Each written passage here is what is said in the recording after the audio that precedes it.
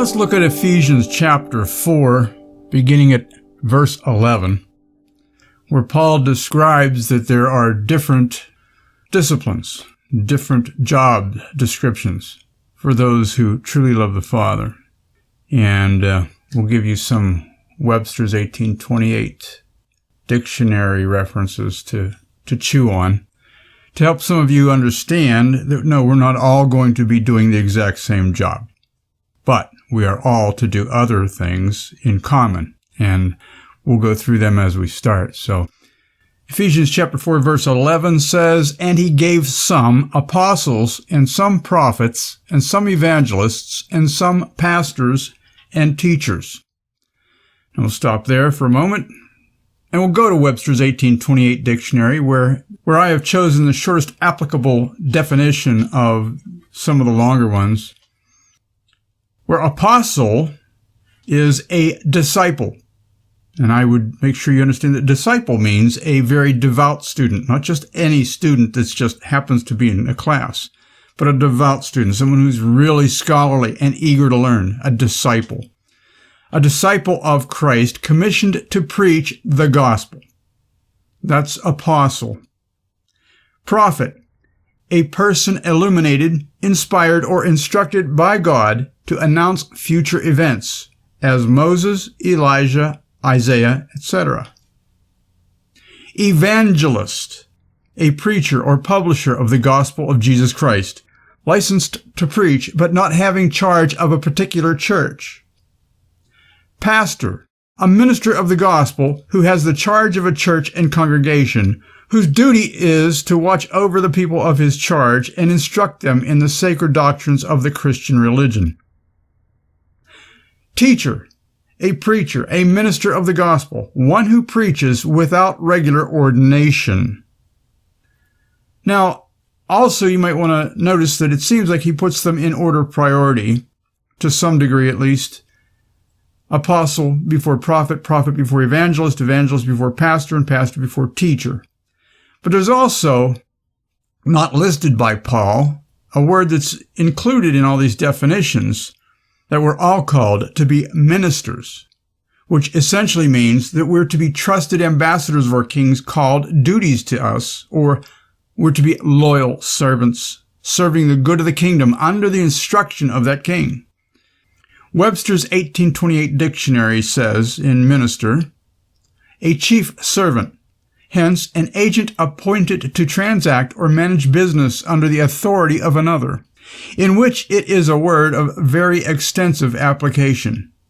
He gives the example of, quote, Moses rose up and his minister Joshua, unquote. Exodus chapter 24. Also, one to whom a king or prince entrusts the direction of affairs of state. Also, a delegate, an ambassador, the representative of a sovereign at a foreign court.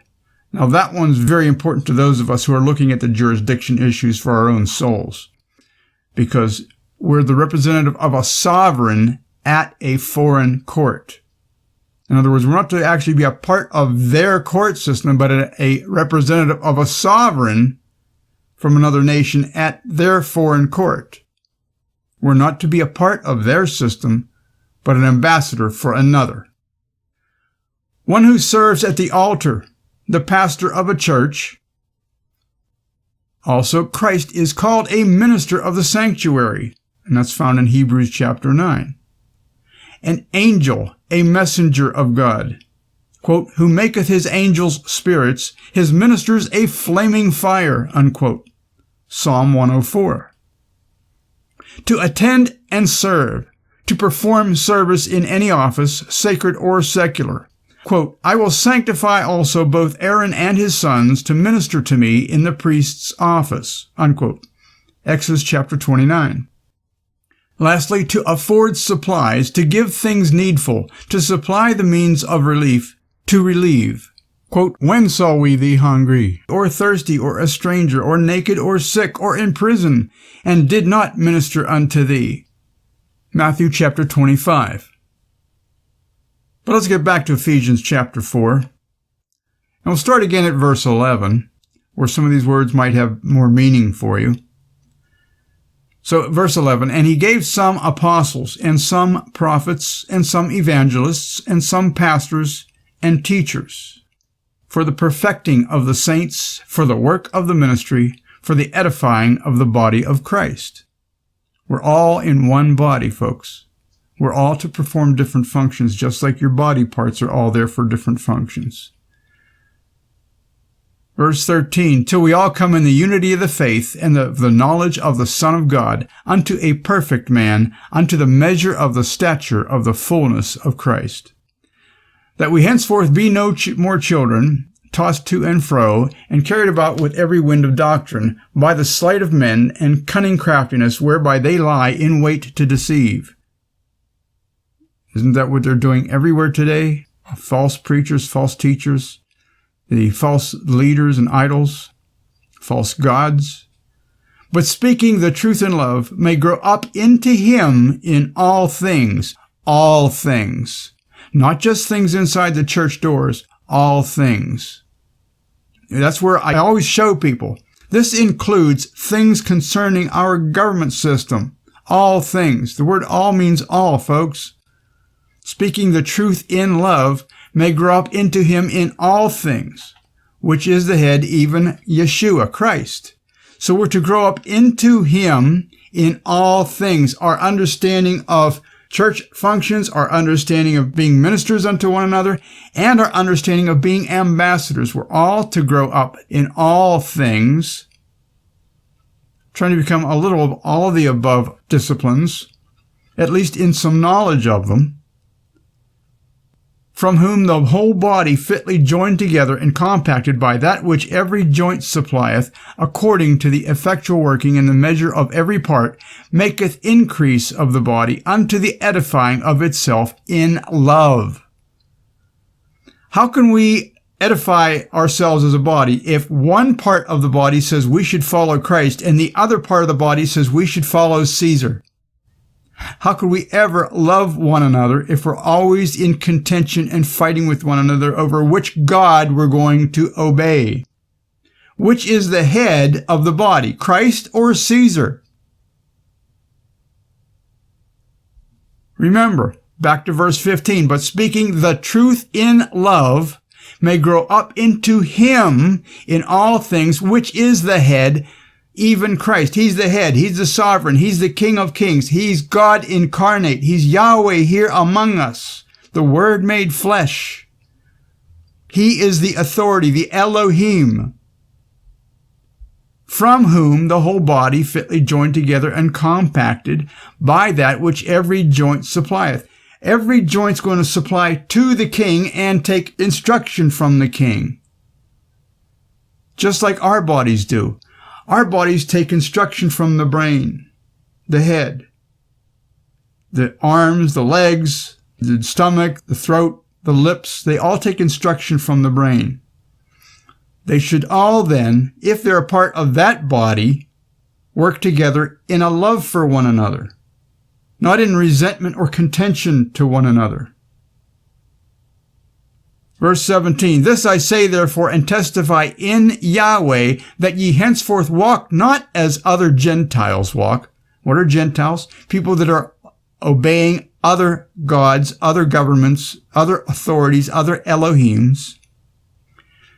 I say therefore and testify in Yahweh that ye henceforth walk not as other Gentiles walk, in the vanity of their mind, in the worthlessness of their own imaginations, having the understanding darkened, being alienated from the life of Yahweh through the ignorance that is in them because of the blindness of their heart. And what's happening today? Isaiah chapter 6. They're not going to understand because they don't want to understand, and the Father's going to withdraw his Spirit from them because they're not a part of the true body of Yeshua, the true body of the King of Kings. They're trying to be a part of our body, but they're trying to be a part of Caesar's body at the same time. And here's why. Who, being past feeling, beyond their true emotional compassions for one another, have given themselves over unto lasciviousness, which is a license to sin, basically, to work all uncleanness with greediness. That word is the one. As I've been saying for 20 years, and other pastors that have agreed with me, even the pastors that don't want to come around to what we're doing, they'll agree that the biggest problem in our nation is a greed, a covetousness of the population, which is exactly what we were trained to do out of self-esteem, psychology, psychiatry, humanism. But ye have not so learned Christ. Ye have not so learned Yeshua, verse 20. If so be that ye have heard him and have been taught by him, as the truth is in Yeshua. So have ye heard him? Have you really been truly taught by him, as the truth is in Yeshua? Or as a lot of the successful mind control conversions to heathendom, have you allowed too much to enter that subconscious mind of yours that brings you to a feeling, a vanity of the mind that causes you to think that Caesar should have some part of the authority in your lives? Does that then allow Yahweh to be sovereign, Yeshua to be sovereign as the sole authority in your life? Verse 22, that ye put off concerning the former conversation, the old citizenship, the old man, which is corrupt according to the deceitful lusts, and be renewed in the spirit of your mind, and that ye put on the new man, which after Yahweh is created in righteousness and true holiness. Righteousness, that means the law according to the Father's determinations on what is right and what is wrong. And true holiness, true set-apartness, true separation from the world, from the ways of the heathen. Wherefore, putting away lying, to proclaim that you feel that the other side has a lot of things that they could say, defending Caesar in many ways. Wherefore, putting away lying, speak every man truth with his neighbor. Don't just repeat what government God taught you to repeat. Don't clam up. Don't run and hide in a closet. Speak every man truth with his neighbor, for we are members one of another.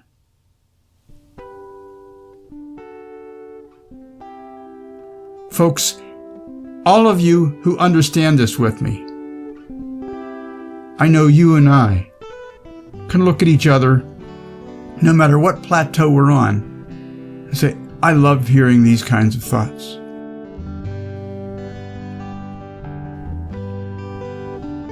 These are the kinds of thoughts that help me understand the truth of my Savior and the truth of the coming kingdom that we all should be working towards bringing on earth as it is in heaven. I thank you for your time. All glory to Yahweh. We'll see you soon.